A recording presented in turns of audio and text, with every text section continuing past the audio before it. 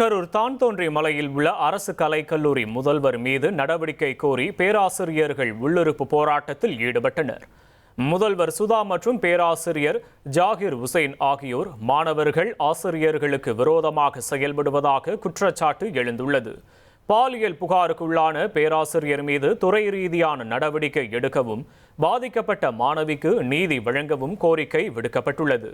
நடவடிக்கை எடுக்கும் வரை போராட்டம் தொடரும் என பேராசிரியர்கள் தெரிவித்துள்ளனர்.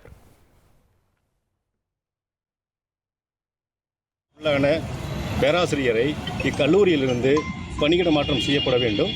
அவருக்கு உறுதுணையாகவும் ஆதரவாகவும் இருந்து கொண்டு மாணவர்களை பழிவாங்கும் விதத்திலும் பேராசிரியர்களை அவமானப்படுத்தும் விதத்திலும் நடந்து கொண்டிருக்கக்கூடிய பொறுப்பு முதல்வர் அவர்களை பணியிட மாற்றம் செய்ய வேண்டும். எங்களுக்கு முதல்வரை மாற்றணும்.